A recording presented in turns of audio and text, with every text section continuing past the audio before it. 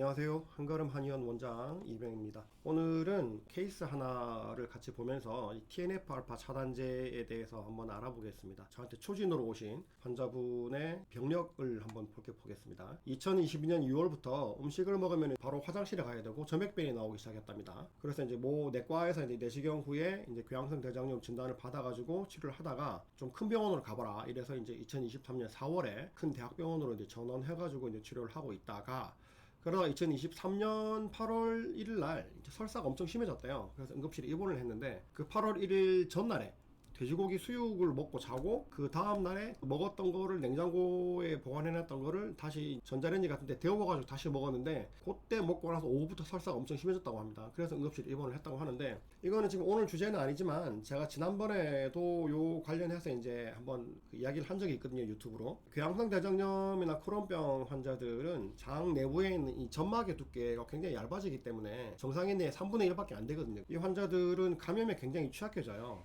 그래서 식사나 이런 것들을 하실 때 항상 내가 먹기 직전에 항상 팔팔 끓인 그런 음식들을 드셔야 되는데 이분 같은 경우에 그걸 정확하게 모르시고 그냥 냉장고에 보관해놨던 음식을 그대로 다시 드신 거죠. 그래서 이제 굉장히 갑자기 심하게 악화된 그런 케이스라고 할 수 있겠습니다. 이분의 경과를 보면 8월에 이제 서울에 있는 큰 병원으로 이제 전원을 하게 됩니다. 그래서 이제 여기서 양방치료로서 그 아미노살리실릭 애시드, 메자반트 같은 약을 드시고 스테로이드 드시고 그다음에 레미케이드를 지금까지 이제 3차 정도까지 맞았다고 합니다. 그래서 곧 4차를 맞고 내시경을 할 예정이다 라고 얘기를 하시는데 3차까지 거의 다 맞고 4차가 이제 곧 임박해 왔는데 아직까지 증상은 개선된 것이 없다고 합니다. 효과가 없는 거죠. 양방치료 중인데 이제 2022년 이게 이제 왼쪽에 있는 게 2022년 사진이고 오른쪽에 있는 게 2023년 사진인데 그냥 봐도 오른쪽에 있는 게 훨씬 더 증상이 심해 보이죠. 그죠? 혈변 피도 엄청 많이 나오고 안쪽에 조직도 엄청 많이 부어가지고 상태가 안 좋습니다. 이것도 좋지 않은데 이거는 훨씬 안 좋죠. 그죠? 생물학적 주사제제에 대해서 좀 이야기를 해볼 건데 생물학적 주사제제의 공식 명칭은 TNF-알파라고 해서 튜머 네크로시스 팩터 알파 차단제라는 겁니다. 휴미라라든지 레미케이드라든지 심포니 같은 약들이 나와 있고 이거는 이제 상품명이고 성분명으로는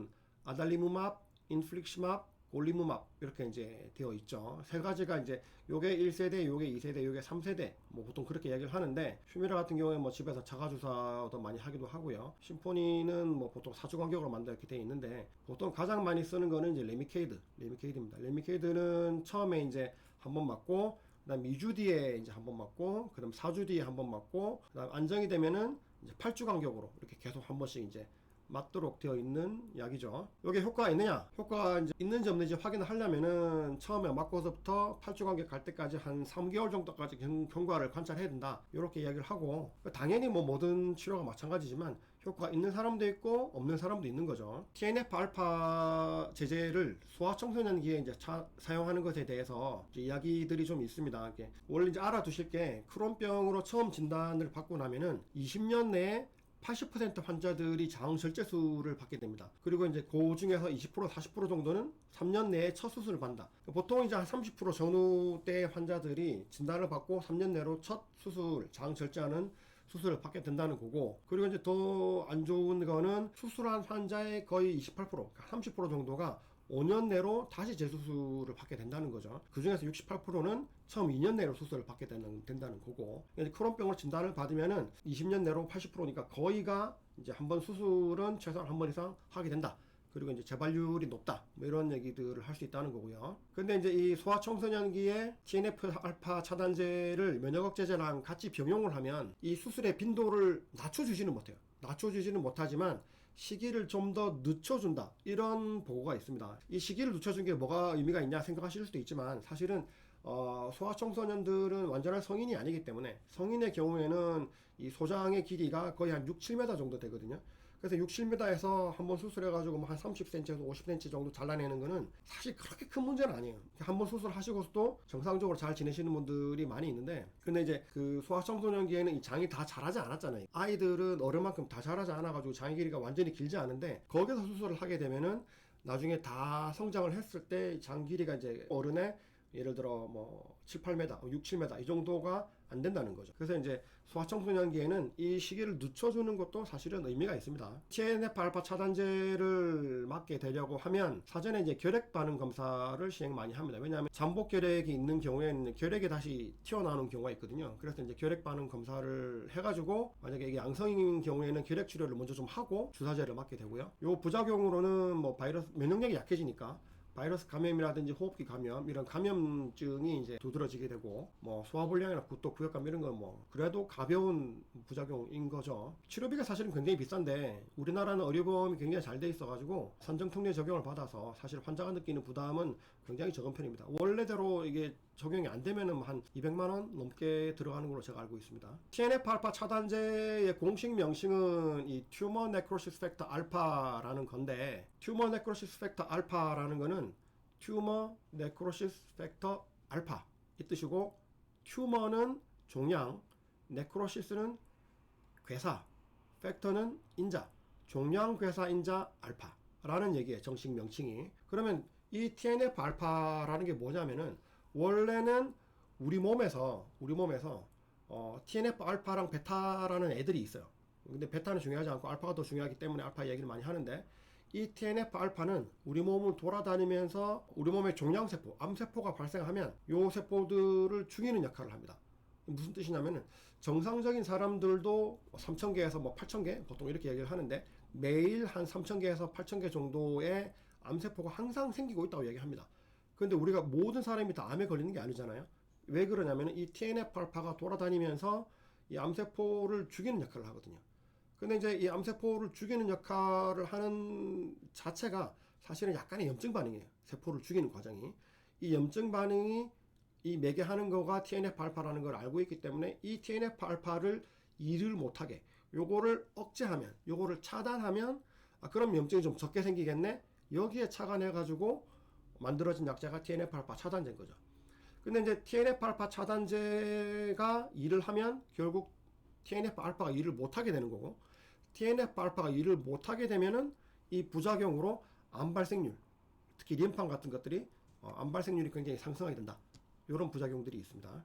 그리고 이제 우리 몸은 또 굉장히 또 신기한 게, 우리 몸에는 원래 TNF 알파가 있어가지고 얘네들이 일을 하고 있는 거잖아요.